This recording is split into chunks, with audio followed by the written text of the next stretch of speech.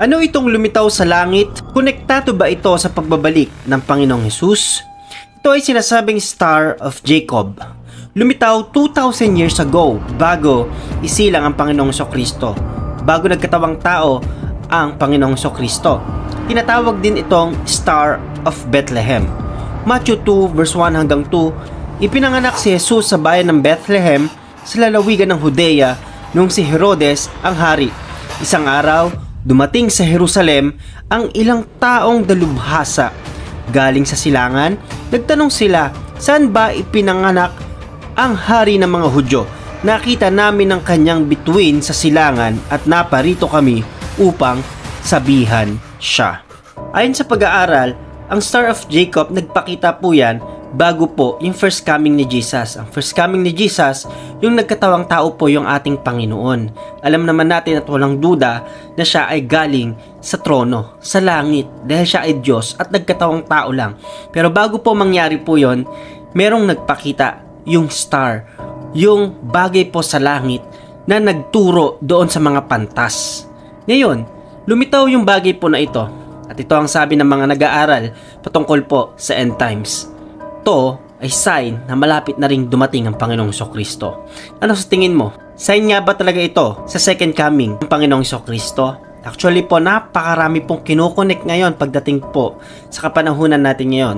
Sa end time prophecy, konting nagtrending pagdating po sa kalangitan. Kasi yan ang sabi ng Biblia. Makikita ang tanda sa itsura ng langit. Totoo naman ang Star of the Jacob, gaya ng nabasa po natin. Kung pag-aaralan nyo po, yan ay nakita bago po isilang ang Panginoong Kristo sa first coming. Pero ito nga ba ay totoo at tanda ng pagbabalik ng Panginoong Kristo? Kung meron po akong isasagot kung ano talaga yung ultimate sign sa pagdating ng Panginoong Kristo bago po mangyari yon, yung sinabi mismo ng Panginoon at naiprophesy ni Daniel.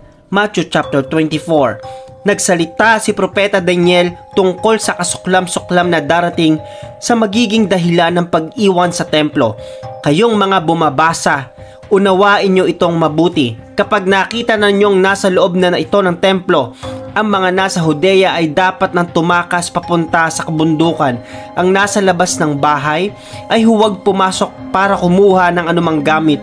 Ang nasa bukid ay huwag nang umuwi para kumuha ng damit. Kawawa ang mga buntis at ang mga nagpapasuso sa mga araw na iyon dahil mahihirapan silang tumakas. Yan yung tinatawag na global conflict, yung tribulation period. Kasi dyan na nag-rapture.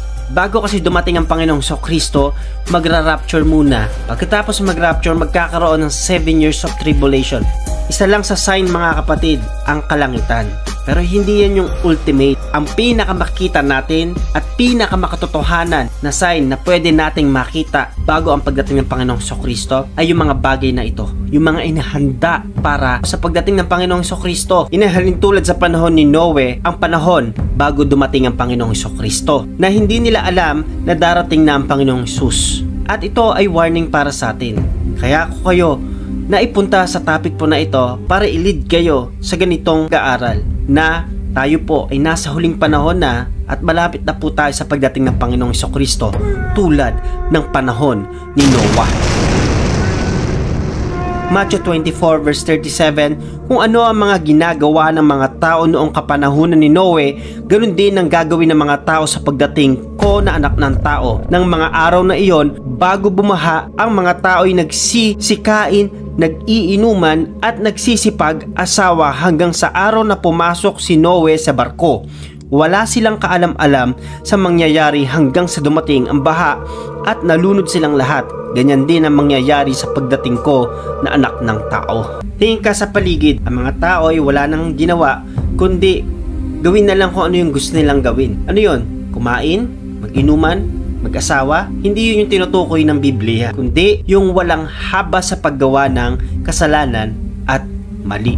Kakainin nila kung ano ang gusto nilang kainin, maging marumi o hindi. Mag-iinuman sila kung hanggang kailan na gusto mag-inuman. At magsisipag-asawa sila kahit sino ang gusto nilang asawahin. It's very immoral and evil. At ang nasa likod nito ay si Satan. Konting history lang, kaya nga yung arka ginawa na merong isa lang ang pintuan kasi walang exit. Ito ay one way lang na kapag pumasok, hindi na pwedeng lumabas kasi kakaroon ng tribulation sa panahon bago dumating ang Panginoong Jesucristo na ginawang example yung panahon ni Noe. At walang bintana kasi magiging patindi yung magaganap. Hindi mo magugustuhan yung makikita mo sa labas ng arka kasi judgment ang Panginoon yon. Kaya hindi dinesign yung arka na merong bintana. Ganun din sa panahon ng kapighatian sa 7 years of tribulation na yung mga pumasok sa bahay, sabi ng bersikulo, hindi na dapat lumabas sapagkat ibubuhos ng Diyos yung 7 seal, 7 bowls, and 7 trumpets sa panahon pong ito. Nagtataka kayo, ba't na-list tayo sa topic? Sinadya ko po yung mga kapatid para makuha ko yung attention nyo sapagkat viral yan sa TikTok at ang dami po nang nag-comment sa akin at marami pong nag-PM sa akin. Ito yung aral sa atin mga kapatid para sa huling panahon. Ano ang senyales? Kung nagtatanong po tayo, sabi ng Matthew chapter 24 verse 11, lilitaw ang maraming huwad na propeta at marami ang maliligaw nila. Lalaganap ang kasamaan at dahil dito manlalamig ang pag-ibig ng maraming mananampalataya. Tama ba? Na kahit mga Kristiyano ngayon ay nagsisipag-alisan na sa pananampalataya, hindi lang pag-alis at hindi pag-attend sa church, kundi pag-abandon na. Nagkakaroon ng great apostasy sa panahon po natin ngayon. Ngayon, ito yung panahon para i-share natin ng Panginoon, share natin ng Word of God. Share mo yung video na ito. Kung sino yung mananatili na tapat hanggang sa wakas ay siyang maliligtas. Huwag kang masaya na ikaw lang yung maligtas, kundi ipangaral mo ang Panginoong Jesucristo. Ipangaral mo yung kaligtasan. Ngunit ang mananatiling tapat hanggang sa wakas ay maliligtas.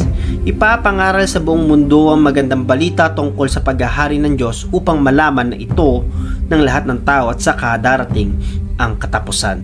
Kung ako tatanungin nyo na itong mga lumalabas sa kalangitan ay ultimate sign na darating ng Panginoong Jesucristo, hindi.